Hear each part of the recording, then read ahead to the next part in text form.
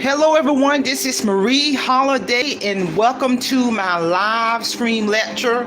This is a lecture that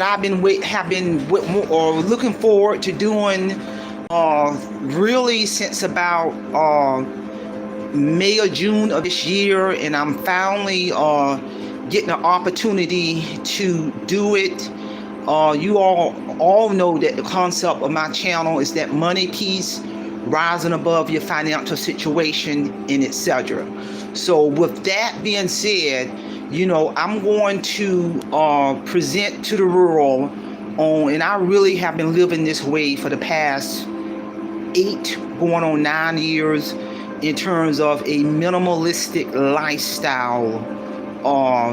If you all are aware, earlier this year I sold my home in Raleigh, North Carolina, which was a goal in terms of getting rid of that and literally purchasing me a mobile home, 750 square feet. And actually, I'm going to, as we speak, my mobile home is on the market. There's no big rush to sell it because my game plan is to sell this, make a profit, and buy what I really want, a mobile home on a piece of land somewhere versus a mobile home in a mobile community where you're paying that lot fee, because y'all know I'm all about dollars and cents. But I had to, this is like a stepping stone, coming from one state to another. God guided me. He, connected me to a very good realtor, and I really lucked out and got a great deal on this. Actually, if I had a few buyers already wanting this mobile home that I did some renovations on. But anyway, my minimalistic lifestyle, aka intentional living, my mobile home that I bought, and I actually, my realtor showed me several of them, but when I saw this one, I saw the potential in it. It passed all inspections, paid for it in cash, $25,000. I've had offers as high as $90,000 to $100,000 offers on this very same mobile home that I paid $25,000 for. But I'm gonna tell you, I had to get some renovations done, and everything about minimalistic living don't mean that you go without. It means you're very intentional in how you spend your money, your time, and your energy, and everything in your home. When you live in a minimalistic home, has a purpose in that home. And for example, in my kitchen area, I came in when I saw this. Of course, first thing I did was got rid of the big size refrigerator. I don't need a big size refrigerator. And I got what I really want, a Frigidaire, a mustard colored. I love that color. It serves its purpose. I like the way it looks. It brightens up that space. I had my contractor one of the things I had him to do was to remove all the doors off my cabinet that serve no purpose, so I can use that space to showcase things that I really want in my cabinet, like decor, pictures of my family, my nutcrackers. I collect nutcrackers. All of that is in there, showcasing all of that. My microwave, I don't use a microwave, so I use my microwave as a stand. So basically, he literally came in, and of course everything was painted. He redid everything. My washer, he pulled the old washer out, put a new one in. I don't use a dishwasher, so when I sell this, as you see, with your space, I'm using the inside of my dishwasher as a storage area there. So when I resell this, they're going to get a brand new dishwasher. But because the purpose of minimalist living, everything is intentional. You're utilizing all of your space. So the inside of my dishwasher is a storage area right there. So you see the dot tag on it right there. And what my contractor did when he installed that dishwasher, let me get some light in here, there we go. when he installed that dishwasher, he had to come in and strategically put a covering in this area so the dishwasher part wouldn't be exposed. So he did a really good job in showcasing that dishwasher that I use as a storage area inside of my home. And like I said, you can still see the tag on it. I don't use this, like I said, I don't use the microwave, but it's a very good stand. So everything has a purpose. It's intentional. When I bought this brand new washer, I don't use the washer. I'm old school. I like going to the laundromat. So whoever buy this home, they're going to get a brand new washer, but everything about being minimalistic is intentional. So if you open up my brand new washer, I'm also using that as storage stuff in there, right there. So the new owners, they're going to have a brand new washer in here. One of the things I had my contractor to do when he came in is I told him it used to be a stove here and a wall here. So he came in, he knocked down that wall to give this 750 square foot mansion the illusion of more space. So he knocked down the wall, pulled out my stove, and then he put my washer in place of the stove. So in reality, there's no stove in this kitchen. There's a dishwasher in here that will never be used.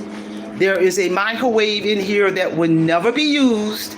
And then I have my cutting edge Frigidaire in this kitchen. And if you take a look at my area that I converted into decor that most people would probably be putting junk food up there, salt, pepper, all of that junk that you don't need. Well, since I don't use any of that, I use that same space to put decor in that area, my nutcrackers. And if you notice, you don't see any pots, pans, spices, none of that. There's no need to have all that if you are intentional about what you eat in terms of salads. No need to have a stove if that's all you're eating is salads and fruits and vegetables. And if you take a look at my huge freezer area, it's not a whole lot of space in there, so I keep turkey meat in there, the kind that you can buy already cooked, and that's all you need. So now that's freeing my kitchen up where I can put in here what I really want versus pots, pans, sugar, salt, hot sauce, all that stuff that most people got in their kitchen ain't in mine. Because if you look down here, which is more storage space, there ain't no pots down there. Ain't nothing. No, I'm using that for the cleaning stuff, etc.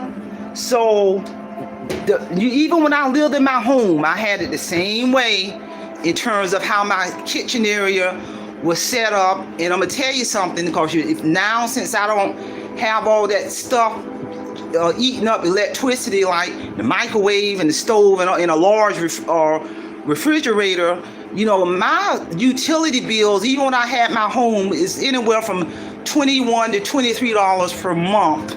So I'm recouping a lot of money, and my goal is to even get it lower than that. So now he did a great job in showcasing, and I've always keep my Christmas decor up year round. And one of the reasons I think that folks have been wanting to buy this home already, because when my realtor bring folks in, they are so mesmerized with the decor. They want the home and the decor, and they literally say, whatever you want for it, I give it to you. So that's a strategy plan that I'm deliberately doing. I had an offer as high as $100,000, and mind you now, I only paid $25 for this mobile home.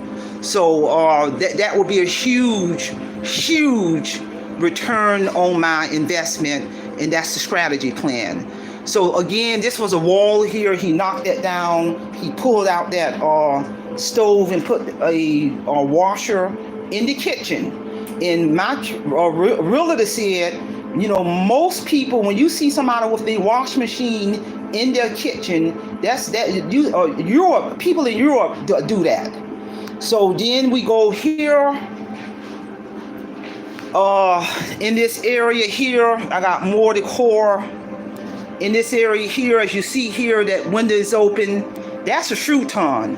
So in this 700 square foot, with all that open space, it's giving the illusion that I got all this space in here because I did not put no regular size couch in my doggone living room. So if my daughter want to visit, she can sleep up behind there. And so all of that open space, in reality, I only have about 4 or 5 major pieces of furniture in this home. That futon is number one. And me and my daughter seen I wanted a very small china cabinet to go in my massive size living room. So my china cabinet is there, and that's it. So that's 2 pieces of furniture right there in my home. And then I got another futon in my room that's furniture number 3. So about 3 or 4 pieces of furniture in the totality of this home. When I owned my huge home, I had no furniture in there other than a couch for years. So I'm keeping the same concept. And as you see, this intentional minimalistic living, my home is popping with color. He repainted the walls, the trimming. He brought a hole in that sun popping in. There's another window there, that sun popping in. And it's another window here, that sun popping in. Look at that view. Look at that view right there. And this is my, which in retirement, I for tax writing purposes, this is my office space in my home, because a percentage of all the bills I pay would be a business write-off as a business owner with my company, Parents and Associates Resource Center, and as a content creator. So now as we continue on in this intentional living, this home is on the market. One of the things I like about this home is, if you will see that there, my contractor put that there. He ordered it from Amazon. That's kind of like a covering. This is like a door here where I can actually leave and step down and venture into. Now this is going to be the selling deal right here. So as I open this up, and actually my Zen room is bigger than my mobile home, really. As you venture down, this here is my Zen area. Look at that. That window is open. All of that, he redid all of this. But he's got it blocked out. I can either open or close or bring it down. So if you notice, I'm walking down. As I'm walking down, now look at all that space there. This here, I'm here, I work out in this area. This is my Zen area. I can chill out. He redid this area here where he pulled out the old AC and put in a new AC. He sealed all that off. He got the blinds, those blinds there that can open and close. And as you venture, and if I was to pull those blinds up, all that light will come through, but I keep it down. All of this here's my dream catcher right here. So this area, actually, to be honest with you, anybody who know anything about renovating a house, because this is so large, you can probably turn this into a huge, that's the view outside. You can probably turn this into a huge room, but I just use it as a Zen room. It's massive. An area, I got my setup here. And if you all haven't read this book, The Minimalistic Budget, and it talks about everything you do in this lifestyle is intentional. This is a powerful read book. That's one of the things I'm doing more since I'm out of the workforce. I'm reading my books, In my lifestyle consists of getting up, working out, and spending time in my Zen area, reading my books and drinking my coffee, and seeing my financial portfolio continue to grow. So as you see here, he really did a good job on bringing this Zen area to life. I got that hanging in a way where you can see when you come in. And this here is what, when my realtor bring people in here, they want this property. They want this 750 square foot minimalistic living at any price. And many of them want it in terms of with how I got it set up. But no, when I sell this, my stuff coming with me. My stuff coming with me because I'm gonna need it for the next mobile home. They can't have my setup in my dream catcher, in my retirement picture right there. So I'm down in the Zen area. I'm not actually, the Zen area is attached to the mobile home. As you see here, I'm getting ready to walk back in. I'm ready to walk back into my home as we step up. Oh, he actually redid all of this concrete in the Zen area because it was like it just was outdated. The deck area had to be redone. So my contractor came in and he redid all of this flooring area to give it more appeal right there. And he pulled out the old AC, put in a new one. He actually also, this is here is like an indoor clothesline that I had him to install so I can use that to hang decor inside of the Zen area. So you can see, if I angle the camera, you can see how it starts here in this area, in the Zen area, then it goes all the way around, that light beaming through. You come all the way around, it's beaming and beaming and beaming. There's the blinds there, it's beaming. And actually, this is a door. If I were to open this, I can literally go out. That's the door right there. Then you can close it.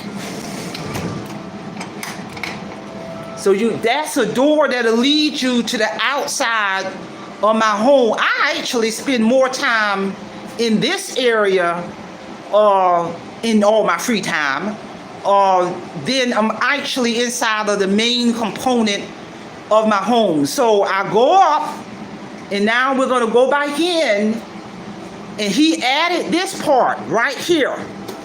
As you're going in and you're stepping up, now you're back to the main area. There's my futon. Nothing is in the center of this, no need to. So when I move and sit and buy my next mobile home, I'm only going to have 4 pieces of furniture. This table here, when I bought this mobile home from the prior owner, they did not want this table on that chair. I said, leave it in there because I like it. It's small. I use it for decor. And that's now going to lead us back. See, there's my main door there. See all that sun? When the sun just beaming in and bringing it to life, now we're back in that area. And so now this here, as we walk towards the other area of the mobile home, we're getting closer and closer. We're going towards with this hallway. You continue. And then this here is my bathroom. I really don't like how they got these doors, because these doors are too big to me, in my opinion, for this type of mobile home. It'll have to do. So then my contractor painted everything. He came in, he redid my floors. He did a phenomenal job on redoing the floors in my massive bathroom. Because it was like, I didn't like the way the floors was. He painted everything, gave me a white trimming, popping out. So he redid my floors. He actually replaced it, my toilet. He replaced it all. Basically the entire totality of this mobile home has to be redone. Everything's just popping out. And if you notice, ain't no whole lot of stuff in here. Ain't no, you living intentionally, you don't want to pile a whole bunch of junk in your mobile home, because I want, when people walk through, they see a move-in ready, impeccable a mobile home, and they are literally throwing this money at me. I want it. He replaced all of that. And this is an area here, it's almost like he walked in, and it was a wall there. He knocked this wall down, and this is my linen closet. You don't need a whole lot. That's my linen closet. Because if you live in intentionally, you all you need is a few items. So bam, that's my linen closet. I'm done with that. More decor. There's that light popping in, and that's really all you need, right there. Now, when I bought this, the walls were like a dark brown color, depressing. So I told my contractor, we got to bring life. We got to bring life to this mobile home, and he did. And so if you really look at it, because it's so much space, it gives the illusion of more than 750 square foot. And what he did as we venture on, this will lead you to outside. I don't like this door. Actually, what he did was, this is the main door. He did a good job, even though he took too doggone long. This is the main door right here. So what he did, of course, everything was painted. So what I wanted, because the way I grew up, the main door, then I have a storm door. So that there is a custom frame storm door right there. He did some work on this one. That's another door. So that means if I want to have my main door open, but then I got the other door as well, you can't just walk in. So he did that door alone was over $1,000. He did a really good job, and he replaced that AC unit, and he did a custom frame to encase that AC. That frame is custom made to showcase that AC. That's another selling point right there. And actually, my renovation was cost more than the damn mobile home. So as we continue on in this journey, as we're still walking through, now we're walking into another area. I can actually use this as another room, which I spent some time in here. So if you notice, when you walk small room, I purchased a futon in here. That's furniture piece number 3 or 4, I believe. And really, that's all I got in there other than decor. So if you look all that space. Look at them floors. So if you look now, with just all of that popping space, that's going to get an illusion of this room that is bigger. And you got a window here, but I keep those blinds closed. I'm in Florida, and if I leave those windows open, it'll make this whole mobile home too hot, and then it'll make my AC unit work a little harder. So then you got windows here. One thing, they got a lot of windows. Then you got windows here. The walls are redone, popping out. You got windows there, popping out right there. And really, that's this area. This is a whole nother area you can come and hang out. My daughter can hang out here if she wants to. And so I'm gonna tell you another thing that my contractor did that I had to have him do, because when they came out to inspect this mobile home, it failed inspection because for whatever reason back in the day when they built mobile homes, and I couldn't figure this out. You see this wall right here? This is a wall. This is a wall right here where my hand is. That's a wall. Behind this wall, and it took hours to recognize this, these people put the hot water heater behind a wall. Why would you do this? You have no access to the water heater. If the water heater bursts, you ain't gonna even know it bursts. It's gonna trap all the water behind this wall. Who in in the world would do this?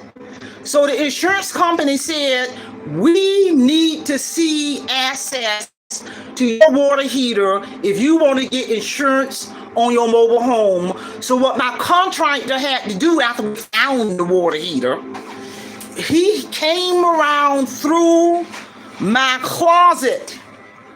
Inside of my closet, that piece there is a removable piece where you can gain access to my water heater. That piece literally is removable.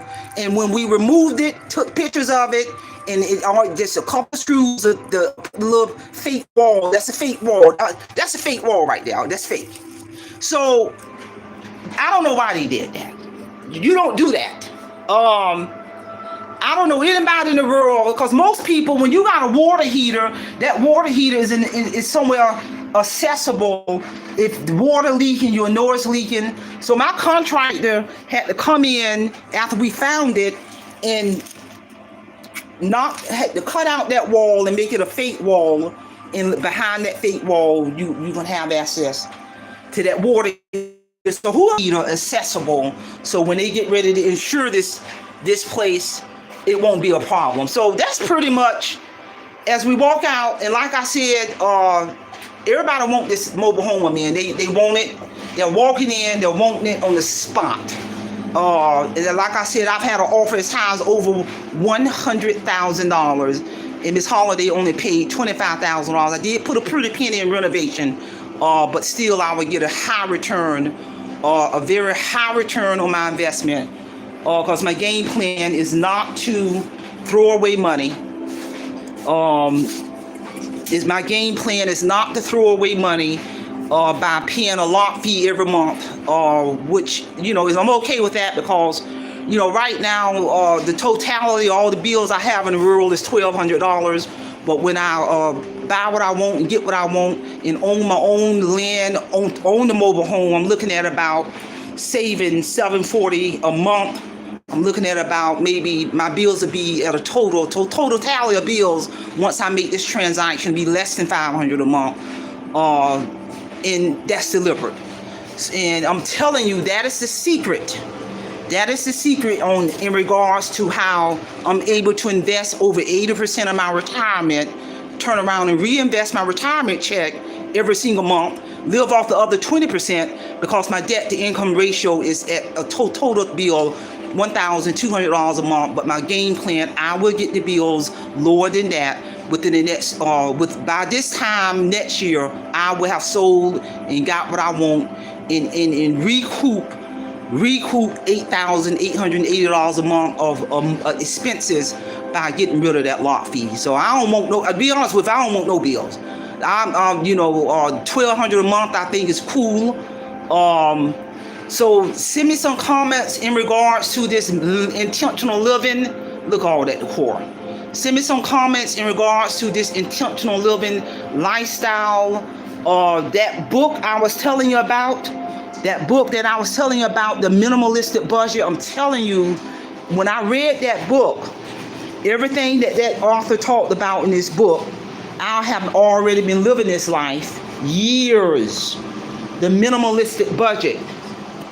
And what minimalistic means is being intentional with your money, your energy, and your time. Intentional living, when you're talking about your money, don't mean you ain't spending money. It means when you do spend your money, you have an intention, a purpose of spending the money. Just like I spent money on turning my mobile home into a paradise, that was intentional.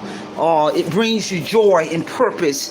That a lot of people have the mindset when you live in a minimalistic lifestyle, meaning your home ain't looking good and you ain't spending money. No, it's just the opposite. Everything that you do is intentional versus non-intentional. Because if you're not intentional about what you do with your time, your money, and your energy, then you're tired, you're burnt out, you're broke, because you ain't intentional with your money, and you're letting people control your time, energy, and money. And I'm telling you, this here, what I'm sitting on is a gold mine. Look at that color popping out on that Frigidaire in its cellular. And so, like I said, I've been wanting to do this lecture for a minute. This here lifestyle that I've been living for almost 9 years ties into the concept, here we go, of awake financial freedom. It ties into the concept of awake financial freedom, because as you recoup and reclaim your money, you can turn around and continue to invest that money into your financial portfolio, your emergency savings account. All this money I'm about to recoup within the next year, by this time next year, by recouping $8,880 a year that I'm about to recoup. What do you think I'm gonna do with that $8,000? I'm gonna turn around and reinvest that $8,000 back into my portfolio and my retirement accounts, because by the time it's all said and done, it's a powerful thing knowing I don't have to work another day in my life, and I got multiple streams of income and continuously building my financial portfolio even without working. My royalty checks from my book, all that money is reinvest. The money I'm making on my portfolio now, I reinvest the dividends. My YouTube check, I ain't touching that. I'm investing that so I can be able to continue to do the things I want to do, travel this world without creating new debt. That's the secret right there. The secret to a debt-free lifestyle is do not create new debt. I keep telling people that. Don't create new debt. You know how many people sell their home and make a profit and turn around and take their behinds and go buy another big house? You got a bill. You got a mortgage. Pay off the car, you turn around and go buy another car. You got a car note. Or etc. Don't create new debt. Just like I use this book as a resource, the minimalist budget as a resource, I had to use my own book, Awake Financial Freedom, as a resource since 2012 to sustain my lifestyle. I mean, this stuff I didn't learn in college. People better pay attention. I'm here to tell you, I know folks who are making six figures in living paycheck to paycheck. I know folks who are making $30,000 a year because of their debt to income ratio is so low. They are literally able to invest and save half of that $30,000 because they don't owe that much. Their debt is low. It's not about what you make. It's not about what your income is. It is about who do you owe. That's what it's all about. Who do you owe? If you ain't got no credit card bills, no mortgage, no car note, no school loan, no personal loan, no personal store credit card bill, if you ain't got none of that, and all you got is your utilities and your food and your insurance and cell phone bill, if that's all you got, imagine the amount of money you will have to invest and save. Imagine for a moment right now if you had no rent, no mortgage, no car note, no credit card, no school loans, no personal loan, right this minute, and all you got is your insurance, your food, and your cell phone bill. What would you do with that money? That's a very powerful, thought-provoking question. I have been living this way for years, since 2012 when I rose out of my financial destruction. So from 2012 to now, that's a long time. So I have to use my own book as a reminder. A lot of times I sit down, and I'm glad they got it in an audio book now, but when I listen to my own audio book, when Patricia Burgos did a phenomenal job in narrating my story, it literally just brought me to tears, because it was a slap in the face, a reminder of how messed up I was financially. It gave me chills down my spine. I use my own book as a resource to impart knowledge on the world. If I can do it, anybody can do it. I'm here to tell you, just like this is a resource, you know what? This is a resource too. And I use both of them to live my minimalistic, intentional lifestyle and to maintain my debt-free lifestyle, and the rest is history. I will be forever grateful to God for giving me these skills I share this information, share this lecture, and I'm telling you, this is the secret right here. You don't need all of the glitz and the glamour. My home, I'm gonna say this, my home is my paradise. My home, I don't care if it's 50 square foot, my home is my paradise, my safe haven from this problem-focused world. And I tell anybody, I don't care if it's my own daughter, family members, neighbors, people I know, you bring your behind up in here negative, I'm gonna show you the door, because my home is my paradise. So that's all I have. I notice I got folks chiming in. Be on the lookout, because this home is on the market. And I'm gonna let the spirit guide me in terms of who I sell it to. It's not all about making a huge profit. I just want to walk away with some degree of return on my investments. Yeah, I paid $25,000 for the mobile home, but I also spent just that, literally almost just that amount in renovation. So you're looking at about 50 plus. So I need to walk away with some type of return on my investments for this paradise that I have just shown the world. That's all I have. Simplify, simple fidelis, and I'm going to leave you in the care of your own conscience. Have a great day.